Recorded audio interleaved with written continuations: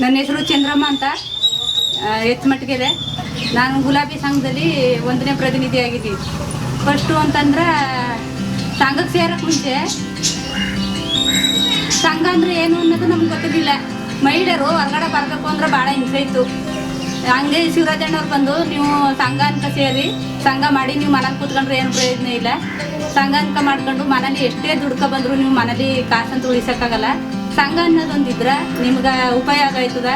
ಉಳಿತಾಯ ಅಷ್ಟು ಇಷ್ಟು ಕಾಸು ಗೇಕ ಬಂದದ್ರಲ್ಲಿ ಉಳಿತಾಯ ಮಾಡ್ಬೋದು. ನಿಮ್ಗೆ ಕಷ್ಟ ಬಂದಾಗ ತಗೋಬೋದು ಅಂತ ಹೇಳಿದಾಗ ನಾವು ಸಂಘ ಸೇರಿ 10 ಜನ ಸದಸ್ಯರು ಸೇರ್ಕೊಂಡು ಸಂಘ ಮಾಡಿ ಸಂಘನ ನಡ್ಸ್ಕೊಂಡು ಹೋಗ್ತೇವೆ. ಅದರಲ್ಲಿ 1ನೇ ಪ್ರತಿನಿಧಿ ಆಗಿದ್ದೀವಿ.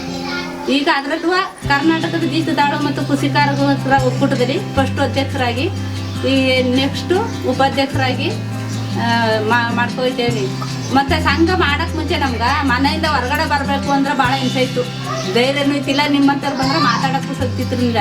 ಈಗ ಸಂಘ ಬಂದ್ಕೊಟ್ಟಿಂದ ನಾವು ಆದಷ್ಟು ಮಾತಾಡೋದನ್ನು ಕಲ್ತೀವಿ. ನಮ್ಗೆ ಧೈರ್ಯನೂ ಬಂದ ಹೊರಗಡೆ ಹೋಗಿ ನಾವು ಒಬ್ರ ಜೊತೆ ನಿಮ್ಮಂಥವ್ರು ಇದ್ರೆ ಅವ್ರ ಜೊತೆಲಿ ಮಾತನಾಡ್ತೀವಿ ಅನ್ನೋ ಶಕ್ತಿ ನಮ್ಮಲ್ಲದ. ಈಗ ಸಂಘ ಸೇರ್ತೊಟ್ಟಿಂದ ನಾವು ಸುಮಾರಷ್ಟು ಬದಲಾವಣೆ ಆಗಿದ್ದೀವಿ. ಇನ್ನೂ ಚೆನ್ನಾಗಿ ನಾವು ಈಗ ಕಷ್ಟದಲ್ಲಿವಿ. ಕೂಲಿ ಕಾಲಿ ಮಾಡಿ ನಾವು ಸಂಘ ಮಾಡ್ಕೊಳ್ತೇವೆ.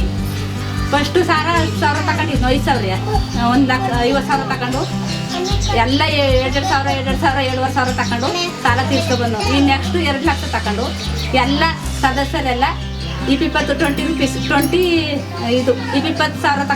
ತಗೊಂಡು ಈಗ ಕರೆಕ್ಟಾಗಿ ತಿಂಗ 700 ಕಟ್ಕೊಂಡು ಸಾಲ ತೀರ್ಸ್ಕೊಬಂದೀವಿ. ಈಗ ನೆಕ್ಸ್ಟು ಸಾಲ ತಗೋಬೇಕು ನಾವು ತಗೊಂಡು. ಈಗ ಮುಂದಿನ ಜೀವನ ರೂಪಿಸ್ಕೋಬೇಕು ಅಂತ ನಾವು ಇಷ್ಟಪಡ್ತೇವೆ. ಲಾಭ ಆಗದ ಸಂಘದಿಂದ, ನಮಗೆ ಲಾಭ ಆಗದ. ಮುಂದೆ ಹೊರಗಡೆ ಫಸ್ಟು ಆಗ ಭಾಳ ಹಿಂಸೆ ಇತ್ತು. ನಾವೇನಾರು ಸಾಲ ತಗೋಬೇಕು, ನಮ್ಮ ಮಕ್ಕಳು ಮದುವೆ ಮಾಡಬೇಕು ಅಂದ್ರೆ ಬೇರೆ ಗೌಡ್ರ ಹತ್ರ ಹೋಗಿ ನಮ್ಗೆ ಸಾಲ ಬೇಕು, ನಮ್ಗೆ ಕೊಡಿ ಅಂತ ಅವ್ರ ಬೇಕಾದಷ್ಟು ತಿರ್ಗಿ ಹೋದಾಗಲೂ ಅವರು ನಾವು ದುಡ್ಡು ಕೊಟ್ಟಿಲ್ಲ. ಅವ್ರ ಮನೆ ಕೆಲಸನೆಲ್ಲ ಮಾಡಿಬಿಟ್ಟು ಆದಷ್ಟು ಬರ್ತಿದ್ವು. ಈಗ ಹಂಗಿನ ನಮ್ಮ ಸ್ವಂತ ಸಂಘ ಅಂತಿಲ್ಲ. ನಮ್ಗೆ ಕಷ್ಟ ಬೇಕು ಅಂದ್ರೆ ಸದಸ್ಯರೆಲ್ಲ ಸೇರಿ ಗುಂಪಲ್ಲಿ ತೀರ್ಮಾನ ತಗೊಂಡು ಎಲ್ಲ ರೆಗ್ಯುಲೇಷನ್ ಮಾಡಿ ಒಪ್ಪಿಗೆ ನಿಮ್ಗೆ ಯಾಕೆ ಅಂತ ಕೇಳಿ ದುಡ್ಡು ಕೊಟ್ಟಾಗ ನಾವು ಬ್ಯಾಂಕ್ ಹೋಗಿ ದುಡ್ಡು ತಂದು ಅದನ್ನು ನಮ್ಮ ಉಪಯೋಗಿಸ್ಕೊಂಡು